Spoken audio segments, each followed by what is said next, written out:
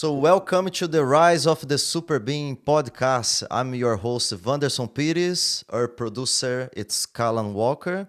And today, my guest, it's Simon Anderson. I'm really excited, Simon. Thank you for your time. Thank you for to join to us today.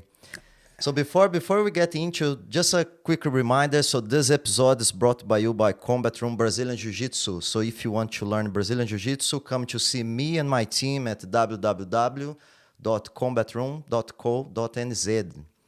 So Simon. Hi, how's it going? How's it going? All good? Yeah, good, thank you. Yeah. Thank you for inviting me. It's a pleasure. No, I have so many questions here ready to go. Yeah, just a quick introduction. So Simon, you're born in Tapanui, Otago. Tapanui, where's Tapanui? Yeah, it's kind of West Otago, almost into Southland. So kind of farming support town. My grandparents, my mother's side, they had a farm down there, and it's kind of famous. Like people used to talk about the Tapanui flu. And that was chronic fatigue syndrome when it first came into New Zealand. It was first seen in Tapanui, and people would call it the Tapanui flu. Interesting. And then it became yuppie flu, and now it's So Tapanui's, if you're over a certain age, people go, oh, Tapanui flu. But that's about all it's famous for. Yeah. And so Simon, and so you born there, and you grew up in Titahi Bay in Porirua and in Wellington, and you work in product development, right? Yeah. So most of my professional career's been in and around IT. So kind of moved into kind of digital product development, and So that's me at the moment. It's interesting work. Kind of hopefully doing a little bit of good. So it's good for sure. So Simon, just a little bit, to context for our listeners. So I know you for a few years now. You've been coming to Combat Room to train for Brian, and he's always really kind to people. Always, I became really curious about you, and I always talking to Brian, and asking questions about yourself, until we started talking more with each other, and you have such an interesting story. So thank you for your courage and your vulnerability as well to come here today to talk about your story. So when one of the things, of course, the reason why I invite you here, because you have dealing with addiction, right? That's right. So I'm I suppose what we term recovering drug addict. Recovering, I suppose I stopped using drugs 17 years ago, and I've been kind of clean ever since. 17 years. Yeah, clean. 17 years. So my kind of in my 30s, I kind of reached a point in life, and it was the party had long since ended, and I don't know. I kind of had a moment. It was around New Year's. I had I just had a point of clarity where I thought, why am I living like this? Why am I living like this when I don't want to live like this? Why am I doing things that I don't want to do? Why can't I stop?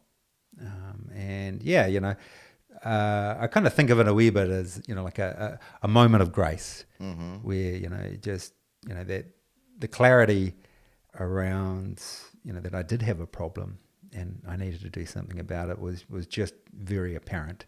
So, I thought, all right, I need some help. And kind of things went from there. So let's start a little bit from how everything starts. So how did you define the drug addiction? So how did you realize you was addicted to drugs, and which type of drugs as well? So I suppose that that kind of I'm going to talk. I have no clinical expertise in drug addiction. I'm not a psychologist or a scientist or even work in the field. So everything comes from self-experience from What's beautiful, yeah. So yeah, for me, you know, at the heart of it was, you know, like, you know, I used drugs, you know, like, but I didn't want to use them, you know. You know, there's a simple definition around that, you know, like, so, you know, I had an obsession around drugs and using it, and, you know, like, you know, I would think about drugs, you know, even if I wasn't using drugs, I was still thinking about drugs, and, you know, like, and that would lead to a compulsion. So, you know, I would ultimately use drugs, and, you know, like, you know, and out of that, you know, there became, you know, like an unmanageability in my life, because, you know, that obsession, my compulsion, my, you know, the desire to want to use drugs, you know, like, kind of overwrought everything else.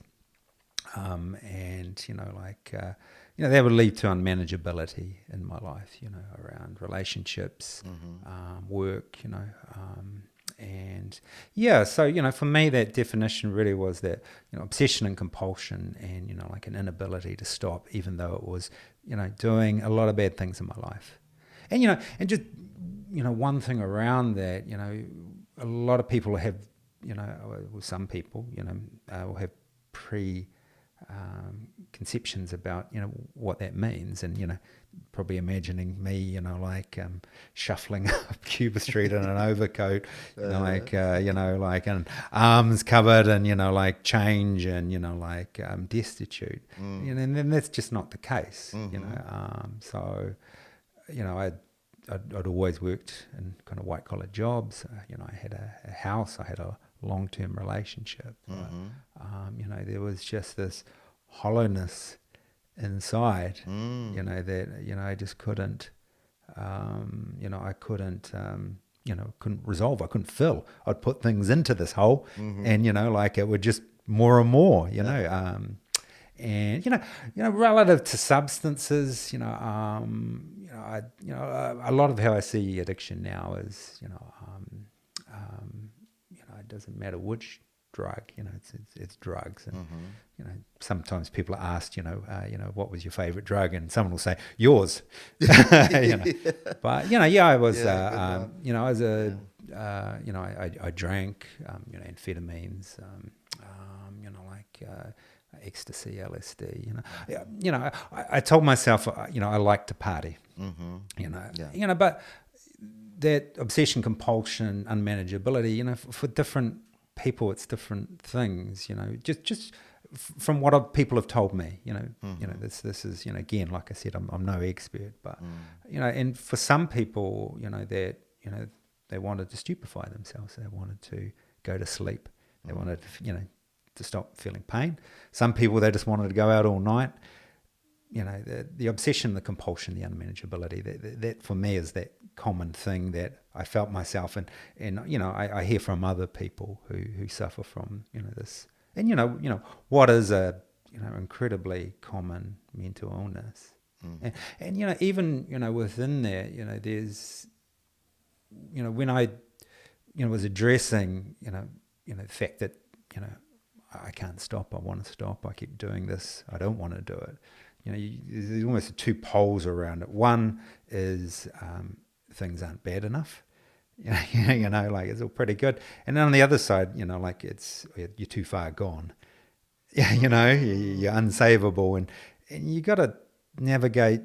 You know, I had to navigate through that, because, and this would be true, I think, for most people who suffer from this. You're always going to have someone around you who's worse. You know, and I'd always be like, oh, you know, so and so, they've got a problem. I haven't got a problem. Oh, you know, and within how I see addiction as well, you know, and someone said to me this once, you know, all the stuff I'm going to repeat, it's all secondhand, you know. Like, so please, anybody who's listening, don't think I know anything. You know, all I've got is ears. You know. Yeah, no, that's important. So, no, son, you're a real person who had this real experience, and now, you know, sharing that. I'm pretty sure, you know, lots of people is gonna get values from your story. Yeah, that's awesome. Yeah, but yeah, you know, like, so yeah, that you know, experience of it's addiction is an illness that tells you you're not sick, which again is, you know, when I talked about that moment of grace, that moment of clarity, you know, the illness, you know, it's a mental illness, tells me I'm not sick, I'm not unwell, you know. So and no one else, you know, it's a self-diagnosing, because no one can tell you. You know, people close to you say, you know, you've got a problem. I was the only one who could tell me that I had a problem, and you know, and I had that moment of grace where, you know, I kind of relate it to, I was walking down a set of spiral stairs that just went down and down and down, and I've been walking down it for years, down, down, down, down, and there was an open window, and this moment of clarity told me to climb out. You can exit. So so that's what I did. Yeah. Wow. How was that, Tim? Yeah, it was you know. In which moment did you have this power as well to be able to change it? Yeah, it's kind of lame, you know. Like you know, my own experiences. I had periods in my life where I'd use it a lot more, and you know, like you know, my addiction had been, you know, relative to drug use, had been you know, like greater. But yeah, it was New, you know, I went out the night before New Year's, you know, and myself and some friends, we used to joke about the thing about having a spoiler, you know, which is, you know, when you got a big event planned and you go out the night before and you spoil the big event, you know, by so yeah, you know, it was the night before New Year's, and you know, like you know, I went out, I had a big night on the town. And the next day I was just so tired, so unwell, I couldn't go out on New Year's Eve. And, you know, and I thought, I just saw myself a lot, you know, one of the, you know, I suppose it's a strong word, but the lies I would tell myself was that I just like to party. I just like partying, you know. And, you know, I thought, well, you missed the biggest party of the year. You know, do you really like to party? And, you know, it just really... Wow, that's interesting. Yeah, it was just, you know, it's not something that I hadn't thought before, but it was just very strong, you know, and this idea that how I'm living is not serving me well, you know, really came through. Yeah, because, I was definitely not living how I wanted to live. Yeah, you know, so from there, you know, like... This is, you know, solid advice for anyone. I just went to my you know, GP, went to my doctor, you know, and I said, you know, I need, you know, I think I've got a problem here. You know, I need some help. And, you know, they referred me to an organisation that, you know, like would take people through, you know, like a program, you know, relative to drugs. It was, you know, like, you know, different people have different needs, you know, and again, these two poles, you know, like, you know, people may think, you know, like, oh, you know, I've got a job, I've got this, I've got that, I haven't lost that yet, I don't have a problem, you know, and that's true for some people, and some people lose everything, and that's true for them as well. It doesn't mean you're not an addict, you know. So so I went along to this this program, and it was in the evenings, and you know, it was like, you know, I thought of it. I'm off to class, you know, I'm off on a course, you know. With I thought about it in the beginning, and you know, and part of this program, they introduced me to this, you know, the view of this program, you know, and you know, it's like alcohol was a very big drug for me. And you know, building up to this program, you know, this is going to sound funny, but I started thought, all right, well, I got to get a lot more, you know, my music, you know, like you know, I can't listen to dance music anymore because that'll just too many triggers. And I thought, you know, like, well, you know, if I'm not drinking, I'm going to be smoking pot again, so I better start listening to a lot more reggae, you know, which is pretty silly. But I went to this program, and you know, some of the advice I got there was, well, look, you know, if it's, you know, you got drugs you prefer, but drugs are drugs. And, you know, like, if you don't abuse one, you'll abuse the other. So, you know, you got to look at it as all drugs are equal, and, you know, the best way to deal with drug addiction is abstinence from all drugs. So yeah, that really kind of resonated with me. So yeah, I kind of thought, yeah, all right, so it's everything. It's kind of clean living. So yeah, and then this program, and I can't go into details about this, but introduced me to if anybody wants them, please contact Vanderson, and I'll happily speak to about it. But yeah, it was like a community of recovering people with addiction who support each other. Yeah, that's beautiful. So yeah, I would like to know more about it. But just one thing you said, Simon, about the this relationship you had with the drugs. Because even when you wasn't using, you were thinking about it. Yeah. So around obsession and compulsion. So some people, it's around. What I wanted and what I've received is, I just didn't want to not use drugs, but still be thinking about them all the time. So, one of the things is freedom from the obsession. The obsession. Because anyone freedom from the obsession. Yeah. So, because if you don't have the obsession, you won't have the compulsion. Because anyone, and if you're still thinking about it all the time, it's not a matter of strength relative to those thoughts. You want freedom from those thoughts. So, yeah, that was a big thing. So, yeah, that realizing that you're not thinking about it, and anybody's given up smoking will relate to that. That when you've given up, and I don't know, that first day when you think, I didn't think about cigarettes today, versus like you're thinking about them every 5 minutes, hour, days. But yeah, for me, that abstinence and that support led to that obsession goes, and as much as people without the disease of addiction, this illness, enjoy having a joint and listening to reggae music. It wasn't a suitable program, wasn't a suitable replacement for me. That's so interesting.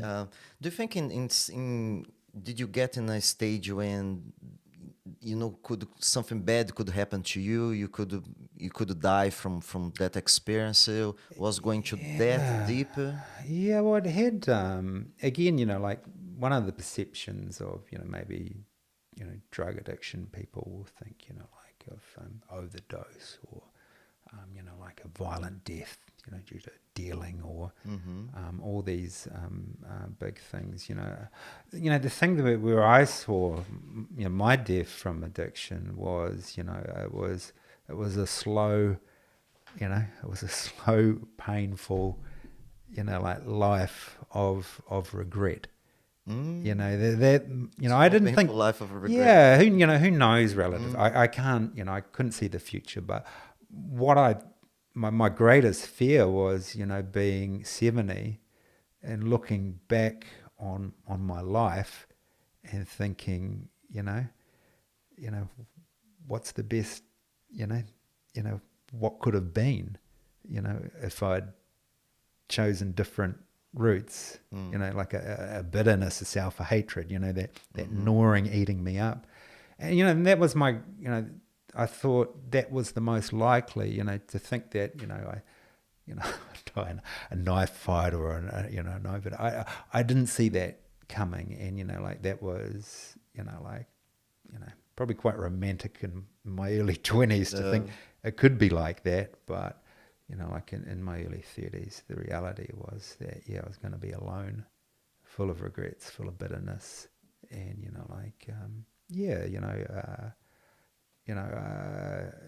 that really seemed quite terrible, Yeah, that was something I just didn't want. Yeah.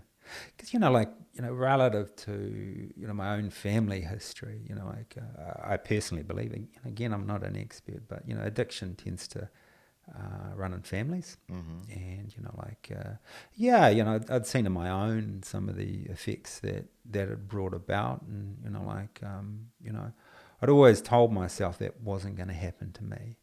And, you know, I kind of, though, looking in the mirror, you know, I was thinking, ooh, you know, you know, it's like if we think of the kind of phantasmic image of what addiction was, you know, it was getting, each year, that image was getting stronger, you know.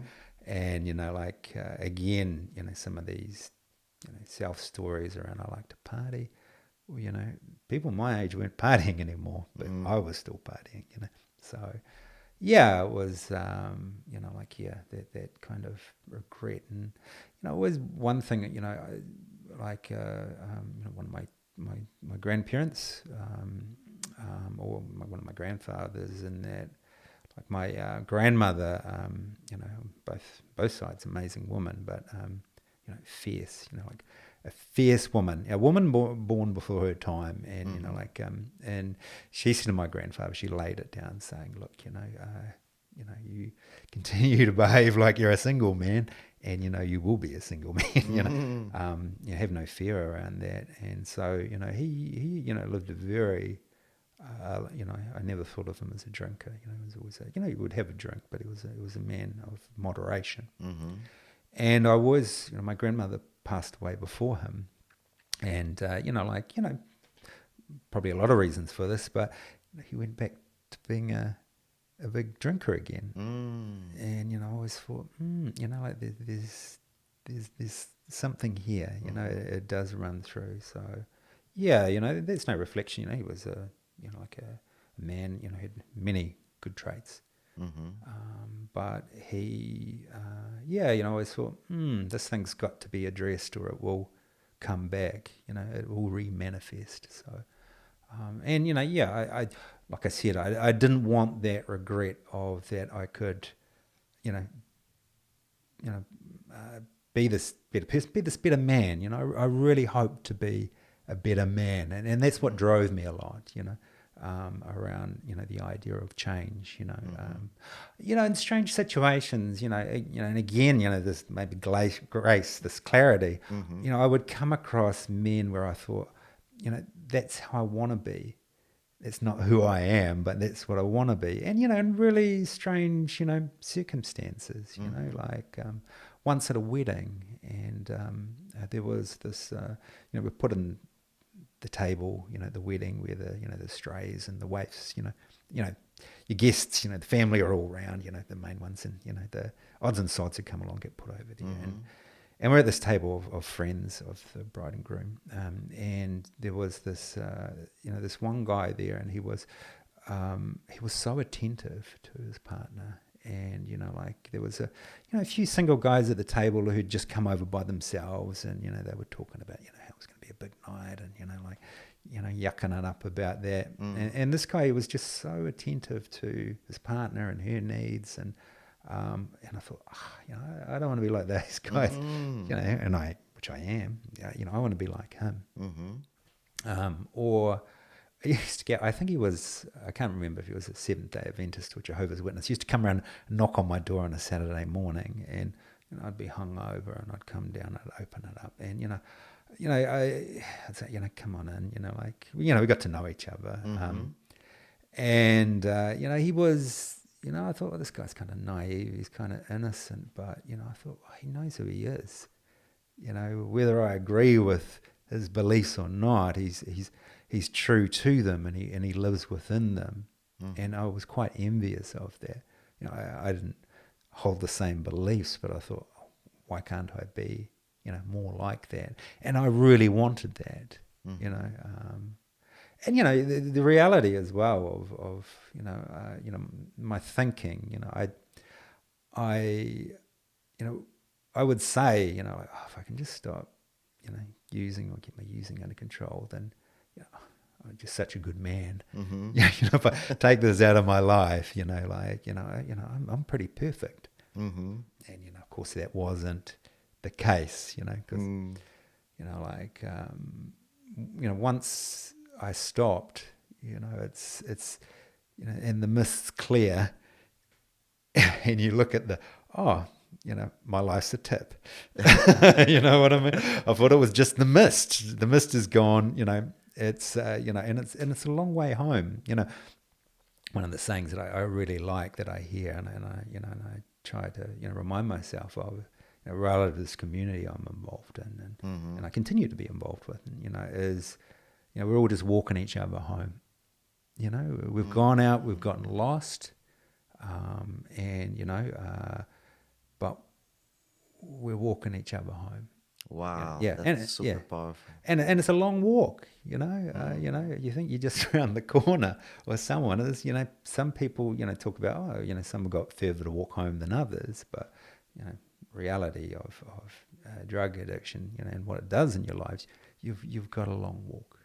Maybe your home's a little bit further away than you think. I kind of really like that one. Yeah, I remember once talking to you, and you said about kind of, even I'm gonna ask you that so you can elaborate more. But if someone could offer you an injection to cure your addiction. Yeah, it's real. Like every so often I'll read in the newspaper and they'll say, "Oh, we've got a vaccine or a cure," and like I've no expertise in this, man. It's just what I read in the paper, and just that, I kind of marvel at it because, like, all right, well, it stops you craving a drug or drugs, or it changes, like that takes away that obsession and the compulsion. But for me, and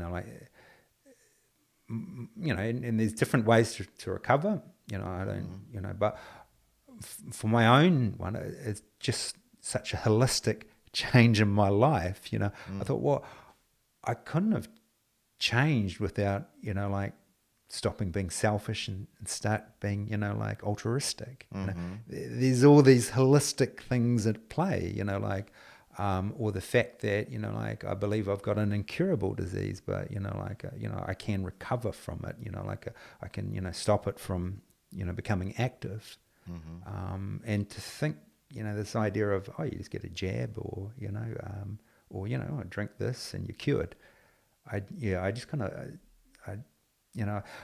one, I struggle to comprehend it, and I'm inherently, and this is for myself, grateful that I had to do this walk home, or I got, and it's, the critical part of it, had people to walk me home, because my own, like I mentioned, I belong to a community of people who are, recovering, and the simple truth for me, and this is within the professional help I received and in the ongoing support I received through this community, is if I could have fixed myself, I would have done it. You know what I mean? Yeah. No one wants to go out and say they're a drug addict, go to their GP, say I'm a drug addict, or, go into some community and say, hi, I'm a drug addict. If I could have done it by myself, I would have done it by now. So, I don't have any secrets or, around that. So, the fact that, I've got to do this walk with others, it was very critical to me, and acknowledge them and them acknowledge me relative to this journey. Because, it's, it's kind of think sometimes, and this has been in my thinking of late, is, we, like children, babies come out, they've, and I'm not a religious person. I use the odd Christian reference, but, like I'm not a religious person, but, we've got the plans for the Garden of Eden, in our head, and in our heart, as we come out. And, for myself, I ended up on, top of this rubbish dump, So, it's a long way back, and to replant that garden and to flatten things and to understand that. And, it's, why is the hurry to say that, all right, I've done this, I've cured. I'm cured, fantastic. Don't have to worry about this. I go back to my hobbies, like why call that so early? Because, it's that kind of layers to an onion You know, if you asked me when I first stopped, what's your problem? What you got to fix? I would have said, oh, this, and this. You know, and if I got to this, and this, and then stopped, you know, if I looked a bit more clearly, I've got that. And then once I clear those, I've got that. You know, there's more and more and more, you know. So, you know, it's that thing of, you know, the more I know, the less I do. You know, the broader my horizon, the further the horizon is away. You know, so beautiful. Yeah, so because you know, inherently drug addiction for myself, for all the lies, you know, I used to call it, you know, the randomizer. You know, like you chuck it into an evening, and you know what's going to happen. You know, random events. But you know, it's inherently conservative. You know, you're meeting the same people, you're doing the same thing. You know, you think you get some. You know, I felt I had some secret where, you know, I've got one over, you know, Joe Lunch Pail and how I live. But really, you know, like, you know, it's so conservative because you're doing the same thing. You know, you're working, you're getting high. You know, you're working, you're getting high. You know, even like coming into recovery. You know, it'd be like on, say, a Saturday morning. You know, I'd go out. You know, I'd never be out on a Saturday. So many people. I thought, oh my goodness, there's so many people in recovery from drug addiction. No, there's just normal people, you know. And, you know, the nature of my own relationship with drugs around, you know, when I would, you know, be out with friends and someone would say, I'm going home, you know, like, sorry, often a wee bit of a tangent here, but that's how I'm going home. And I would think, oh my goodness, they got such strength to, you know, because everybody wants to get wasted, you know. And then, you know, maybe 4 or 5 years in recovery, I had the epiphany around not everybody wants to get wasted, which just astounded me. You know, I just thought everybody wanted to get wasted, just some were strong and I was weak. You know, like I had a moral shortcoming, a moral weakness. I wasn't, you know, a sickness from a, you know, disease. And, you know, and, you know, how I practice my own recovery, you know, one of the key things to that, you know, the kind of key early tenets for me is around, you know, it's not about getting strength, it's about surrendering.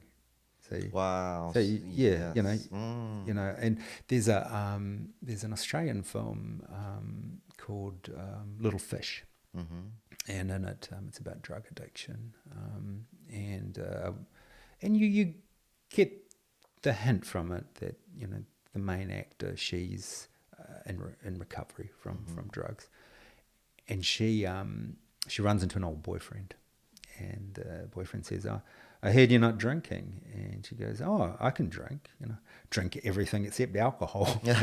You know, so, you know, like, yeah, it's not about getting strength over the substance or the situation. It's just surrendering to the fact that can't be part of my life. And, you know, there are many things on offer, but I will never achieve mastery in this area. You know, and if I engage in that part of my life, then, you know, like I can't have anything else. So, yeah, that kind of. Yeah, that's so interesting. And yeah, I love what you said about the community behind, you know, and that was a massive part, because do you feel you could do that by yourself? Yeah, so, you know, I suppose there's always a desire, you know, and this is part of, you know, proving strength, you know, that we all want to, you know, or I wanted to be, you know, a lot of, you know, my earlier life, I kind of focused, you know, I wanted to build a life where I did not require anyone else, you know, I didn't, you know, like, you know, need to, you know, that I was self-made, you know, right across the board. And so, yeah, you know, I think it's natural for me that I wanted to work this out myself. But yeah, you know, just ultimately I had to, you know, that thing around, you know, if I could have by then, I would have. So yeah, so I was at the point when I was willing to try anything, and you know, the company and the observations and the experience of others, and you know, what was given to me freely, giving back to others freely. You know, there's another saying I heard relative to this is, you know, you're warming yourself around a fire you didn't light, so you got to put on some wood on the fire. That's the polite thing to do. You got to keep the fire going. So around. I love that. That's very powerful. Yeah. Well, it's the fire going. Yeah. Well, my old thinking was, great, there's a fire. Here going, I'll warm myself. Yeah. Fire's gone out. All right, I'll go find another one. Yeah. Put a bit of wood on that. So, the that shared experience, and and I honestly think addiction as well. It's a disease of forgetfulness. And relative to some of the events in it, and the trauma that we give ourselves and maybe others through how we behave, our kind of the selfishness, and that's another thing relative to community. The community is the opposite of selfish. Like altruistic within so that. true. Yeah. But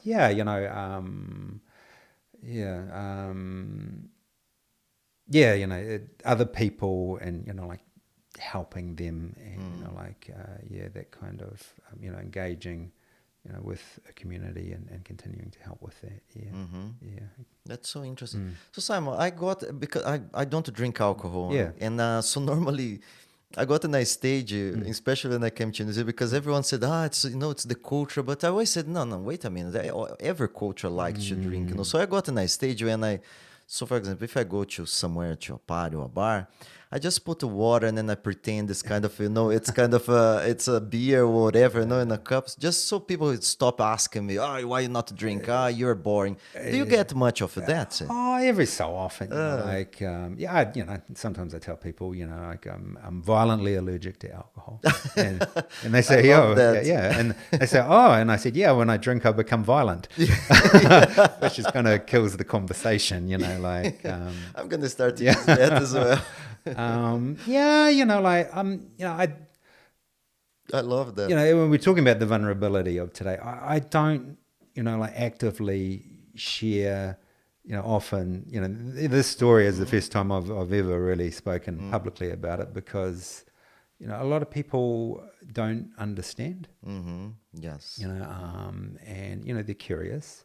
And, almost, New Zealand, or, elements of popular society, as a Western thing, we're almost, the world's a prop, and people are actors to our own personal, stage show.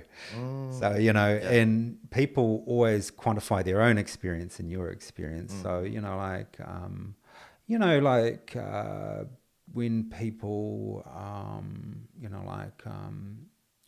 ask, I know my truth, and often I don't want to explain it, and for other people, as well, especially if maybe they're considering whether they have a bad relationship with alcohol is just another as a drug. They feel you're holding a mirror up to them. So they want to quantify that, so they can say, all right, well, I don't have to worry about that. I'm not that person. So you do get that. So I kind of, I think it's Matthew 7:6 says, this thing around, I won't say the whole thing, but it's basically don't give pills to swine. What I mean? So, in that, I know what's the truth of my own recovery and my own experience. And, in the community that I'm involved in. So, outside that, I don't wish to explain that. So, I would just say, look, I don't drink, or I'm driving or something like that. If anybody says, tell me about it. And I say, I just reached a point in my life where, I could either be very good at drinking, or I could do other things, and I wasn't particularly good at doing both, so I decided, all right, well, I won't drink because I can do more.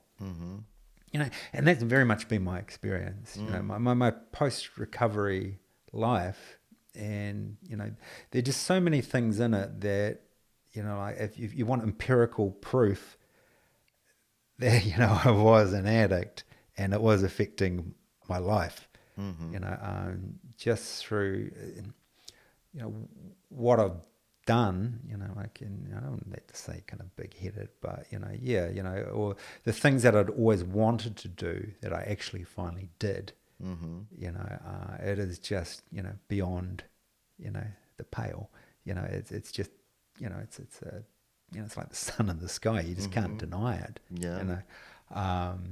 You know, and going back to something I said earlier, you know, like addiction is a disease of forgetfulness. You know, I always relate. It's like, you know, Stephen King's It. You know, you got those kids. You know, one of them's brother got pulled down into the sewer by, you know, like a killer clown, and you know, like they grow up and, oh, I forgot about that. You know, like, how can you forget about it? The clown pulled your brother down and killed him.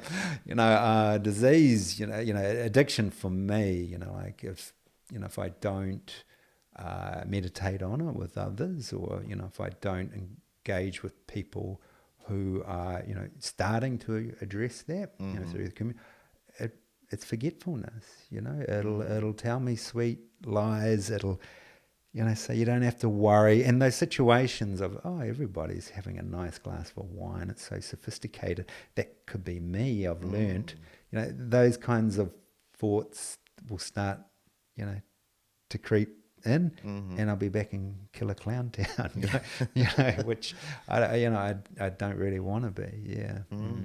But Simon, I think it's interesting because, you know, I think even after this, you know, this podcast, this is what, you know, the same positive influence that guy had on the waiting, you know, with the way he conducted himself, and ended up inspire you as well. You know, I think when we do that, I kind of, I know, of course, not trying to be pretentious, no, but I was trying to tell people, you know, especially my students, you know, you can have fun, you can enjoy, you can, you know, be social, talking to people without anything, just drink water. You know, it's that that's possible. And I'm still having fun. You know, I got married, you know, and I don't drink. You know, all those things are possible. I think, you know, showing people another way, because otherwise just, you know, I need to drink so I can meet someone. I need to drink so I can be social. I need to drink so I can talk. And no, what's that excuse, right? For something. Well, I think it's, you know, what serves you well now doesn't always serve you later, you know, because I was,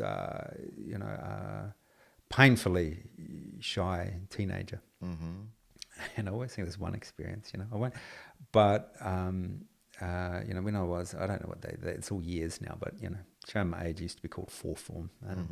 But there was you know, like this, you know, like a young woman in my class, you know, and, you know, she liked me, you know, I liked her, you know, it was just obvious, you know, and, you know, we'd joke around in class, and, you know, there was a school kind of dance coming up, and, you know, I knew she wanted me to ask her to go, and I really wanted to ask her, but, you know, I just couldn't get there, you know, I just could not ask her, you know, and you know, like this, you know, this opportunity to, you know, for something, you know, really nice, you know, this kind of first love type thing to you know, to blossom. I just couldn't get over that, and you know, like you know, a year later into the fifth form, you know, like you know, I start drinking, you know, and that first drinking experience, all that, you know, Jekyll and Hyde, you know, in a positive way, you know, and Jekyll and Hyde, the story is like that. You know, all these things that I couldn't do, you know, I could do. And, you know, like, you know, and it was, you know, in that sense, it was an incredible tool, you know, and just like the Jekyll and Hyde, though, you know, like it stops being such a useful tool, and, you know, Dr. Jekyll can't control Mr. Hyde, and, you know, the skill stops serving me, and you know, so you change your skills, and, you know, again, part of this holistic, you know, recovery for me is around addressing, you know, those very rare skills, you know, that no longer serve me, replacing them with things that do. And, you know, it's like in the sense of, you know, like, you know, and this is not me, but it's using an example.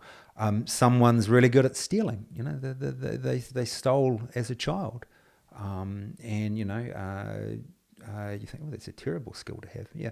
But yeah, the parents didn't feed them.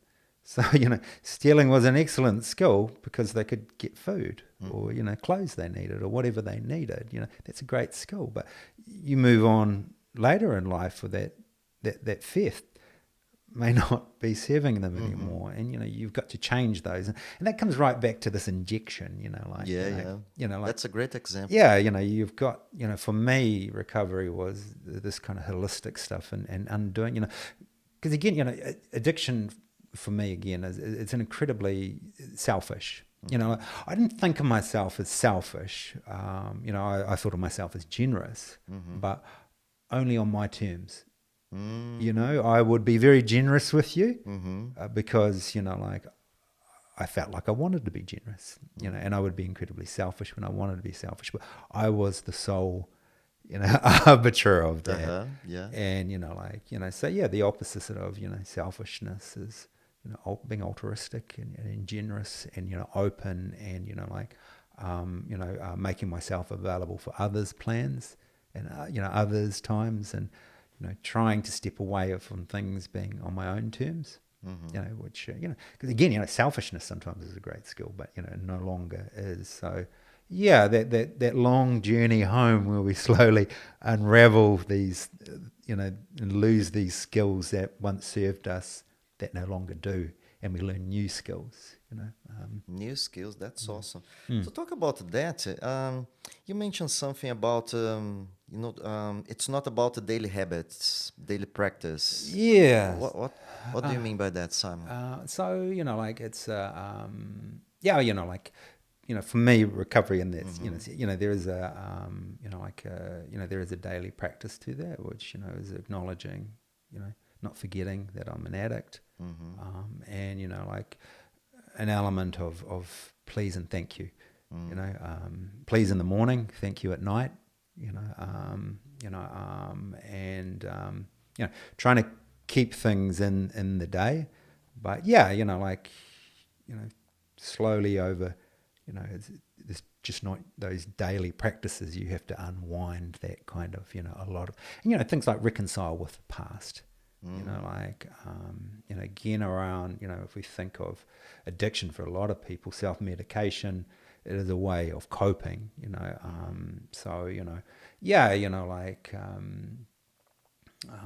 no longer serving. How do you change that? How do you come back from that? So, there are daily practices that keep me centered, but there's just a slow unraveling of, over time, of these things that no longer, served me, and becoming free from those. So Simon, did you make this peace with your past through this, through the beginning of the journey, or through the help of the community? Which stage did you have that self-realization? So, within my practices and within the community I belong to, I suppose the first thing really is was that acknowledgement of, that you're sick, is, for me, acknowledging that I was ill, I just wasn't having some bad luck, that was critical. And then, this idea around, that I can't fix it by myself.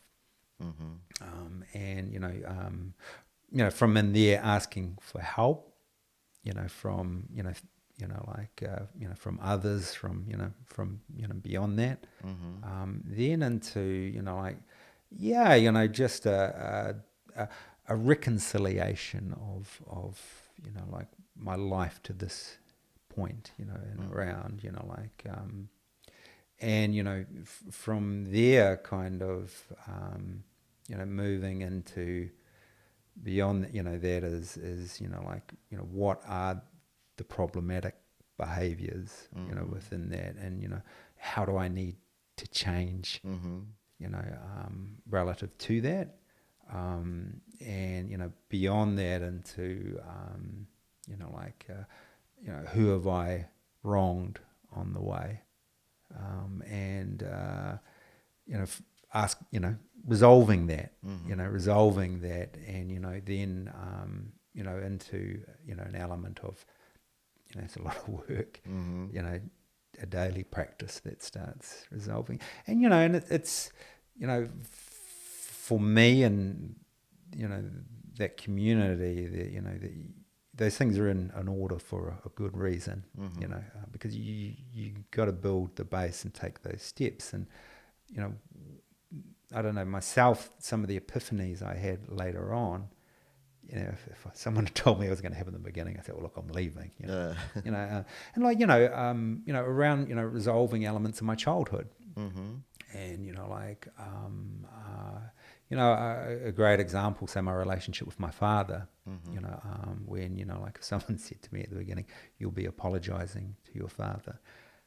Yeah, you know, I would have said, like, all right, I'm in the wrong place, you know, yeah. But, you know, through that, you know, that long walk home, you know, I got to a point where, you know, I said, look, I cut you out of my life, and, you know, I'm sorry that I did that.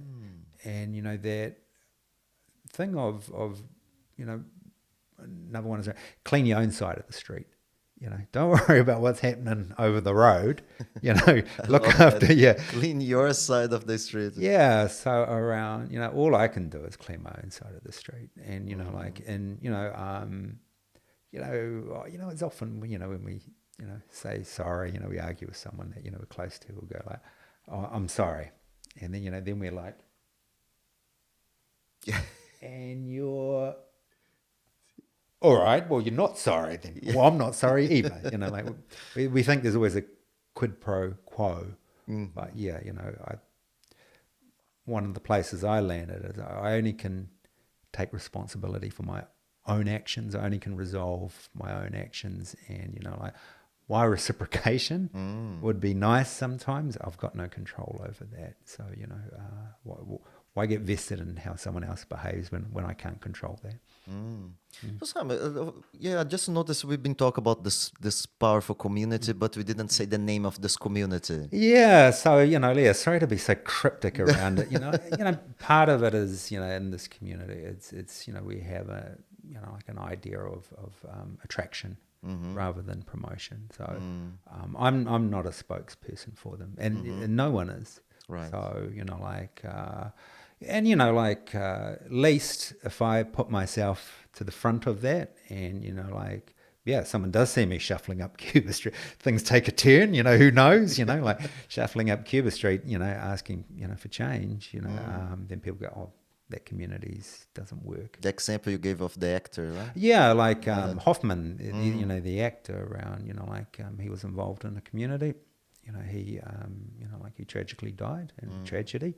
You know, and, you know, shows the nature and the power, you know, super successful, rich, children, you know, like everything, but, you know, like still, you know, drawn back to it. There's an incognito, you know, like people made judgments about where he sought support based on him, you know, like stumbling and dying. So yeah, I just don't want to get that. So, you know, like it's, you know, it's not the Mace, you know, Sonic Lodge or anything like that. There's no secret handshakes, you know, like, but yeah, it's just basically a group of people who suffer from the disease of addiction supporting each other.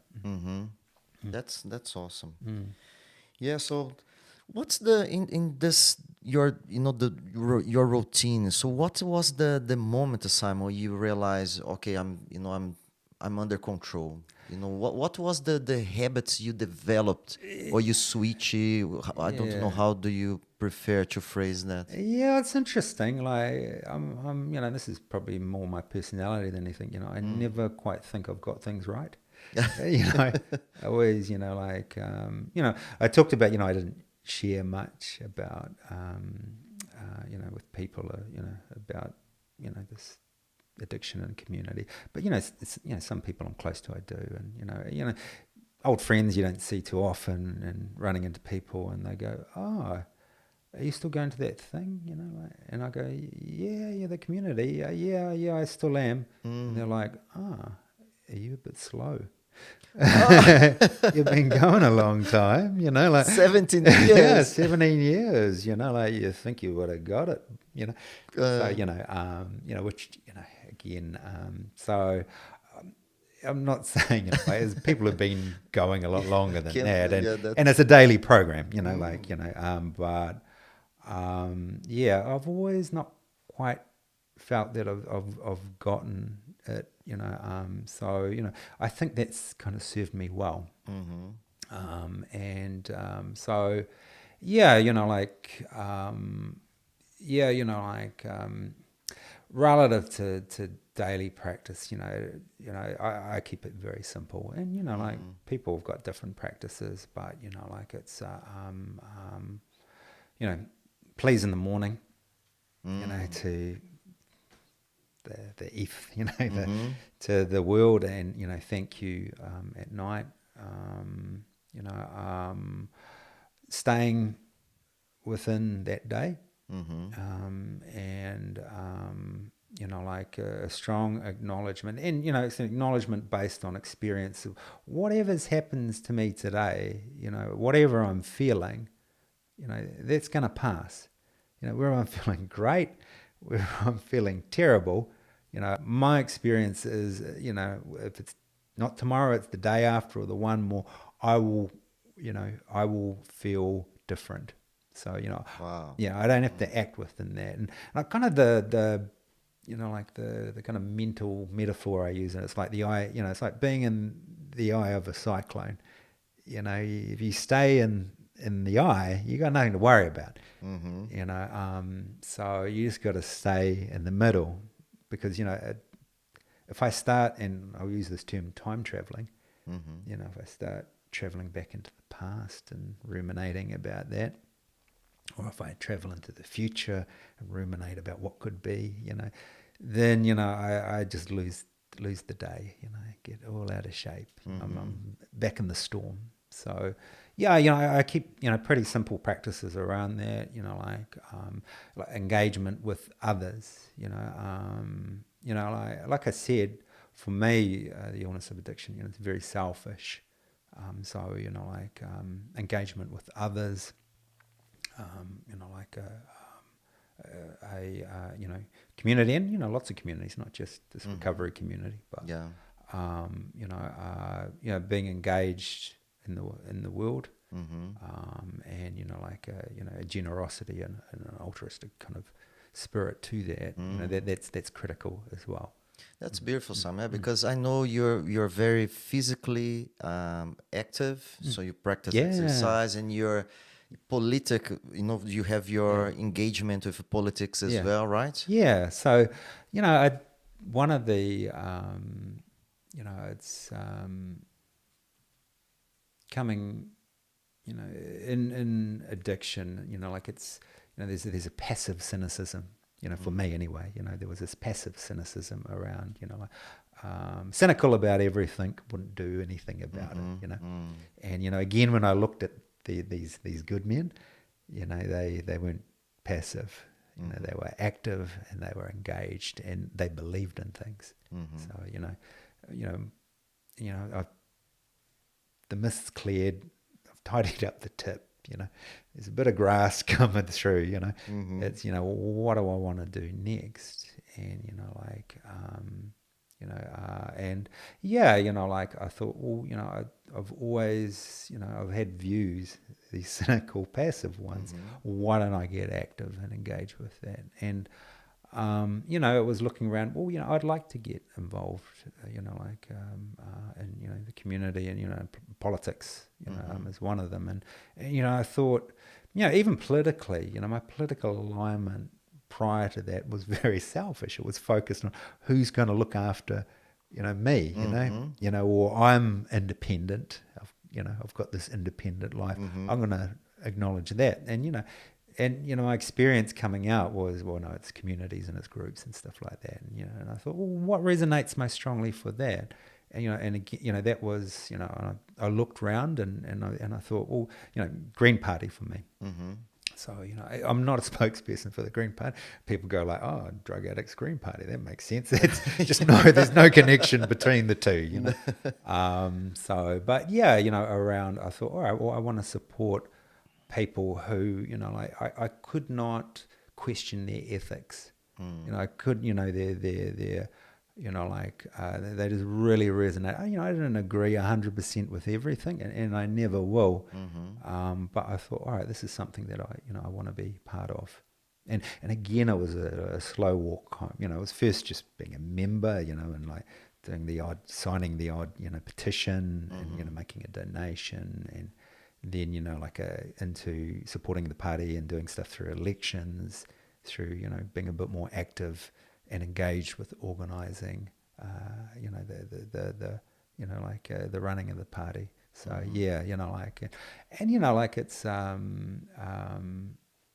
it's incredibly rewarding, and it's I don't know if this is sometimes an asset or a defect of character, but I really like beetling away and working away in the background and helping support things, and feeling that I'm giving a stage or supporting a stage for things bigger than me. And that's how my involvement is there. I'd say one thing around is there was a part of me thinks I thought, oh, maybe I want to get involved, or maybe I could be a politician. And my partner says, one of the things she said to me is, she goes, everything you've done, would you like that in the public domain? That's what happens to politicians. And I think, maybe I'm not so suitable. But, this, I don't know, middle-aged, Pākehā male. It's not like I'm not well represented, in power and politics. And one thing through the Greens, I've just met the most amazing people, and heard different world views that have questioned and challenged my own, and and I'm inherently grateful for that, and to show that need to show a bit of humility in front of that,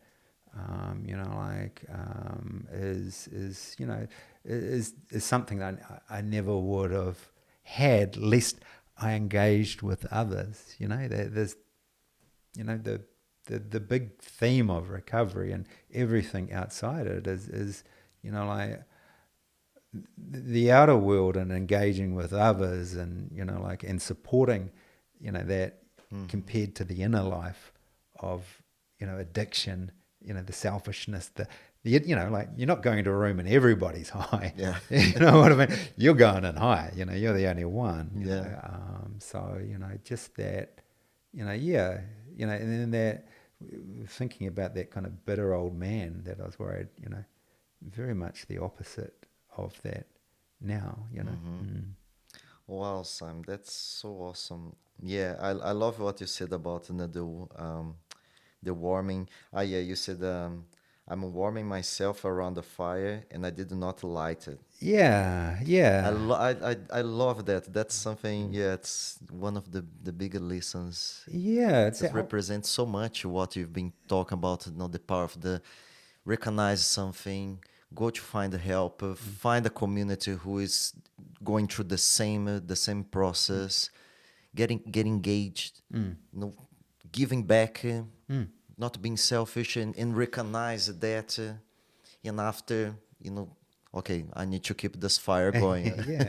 You're warm. I love that. Yeah. That's so powerful. Well, it's, for me, it's it goes, those better men that I saw, and, how, I couldn't have that. And that kind of that film where you can have one thing or you can have many, but acknowledging that I did, and people do suffer from an illness, and but being if I'm sick,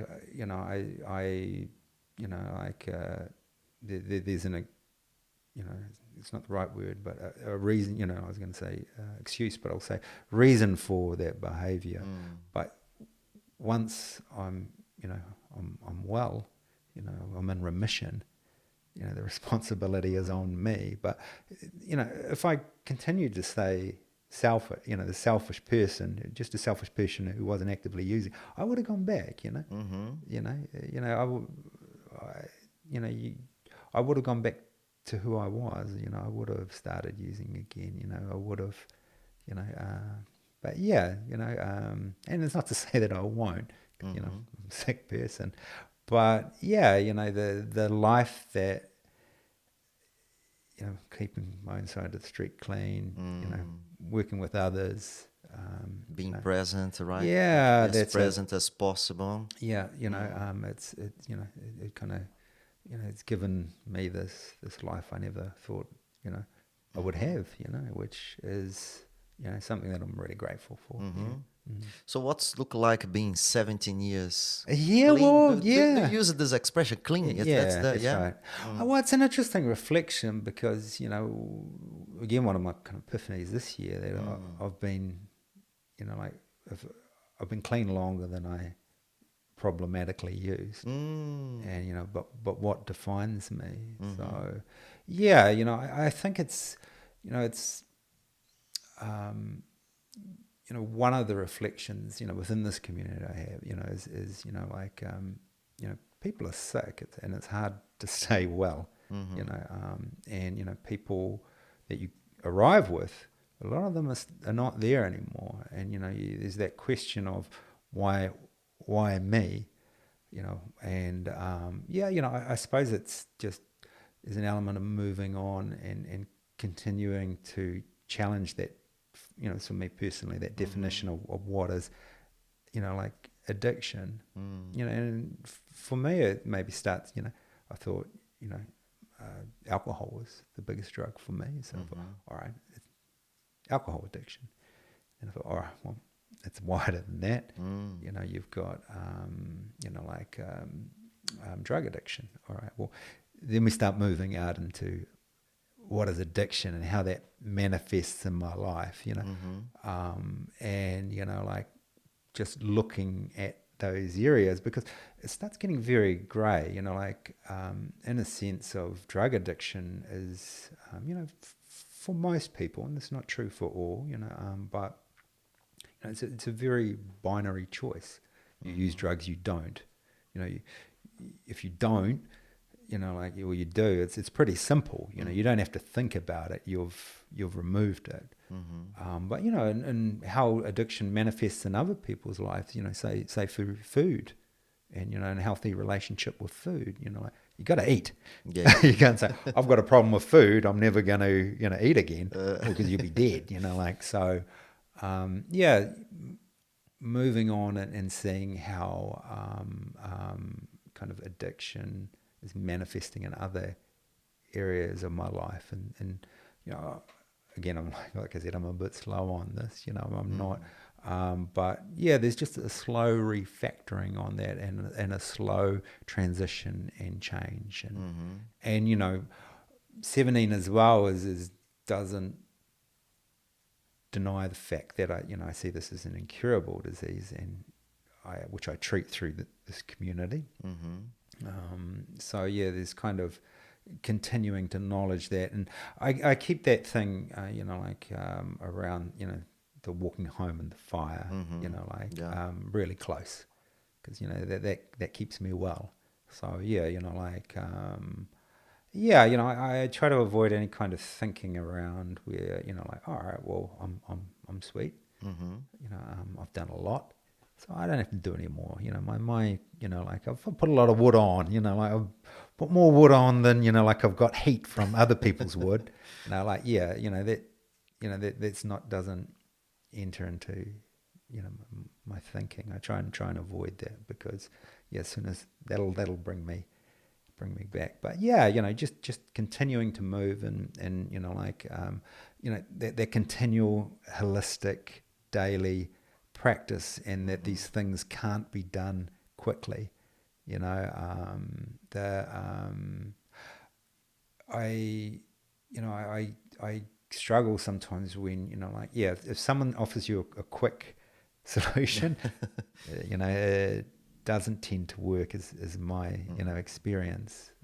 So yeah, just keeping that kind of 17 years doesn't excuse that, the kind of daily practice, but it does require me to continue to refactor. And out of that, I do get a bigger eye to the storm, than others.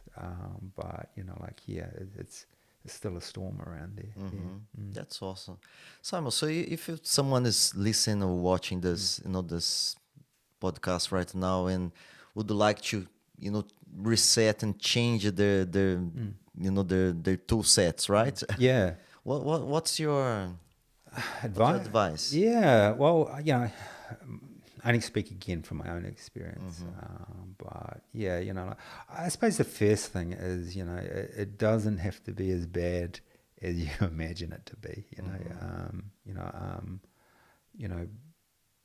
If you're uncomfortable, if you feel that there's an obsession and a compulsion, and that brings in unmanageability, and the unmanageability, people's lives will be, have unmanageability in them, around,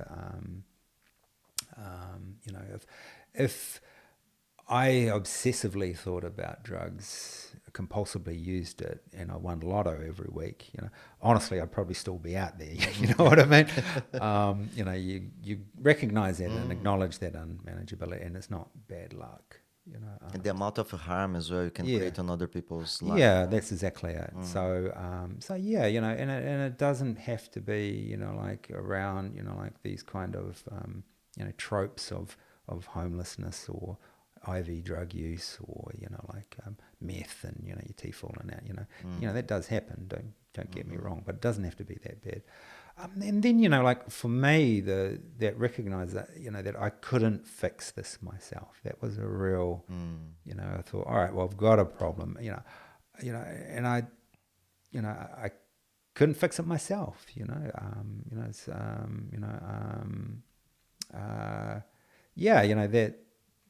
That was, a real strong realization. Because, honestly, for myself, and, maybe people see this, if you could have fixed it yourself, you would have fixed it by now, that's the honest truth around that. So, don't be scared to ask for help around that. And,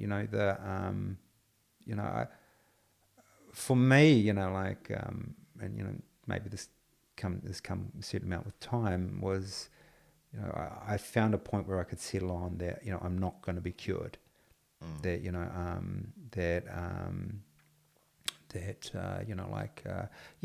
don't seek a cure, because the remission is pretty good, and relate that to a lot of person with diabetes, they're not seeking remission. They take their insulin daily and they live full lives. Yes. So don't feel that it has to be a cure. Yeah, and and then there's no shame in surrender.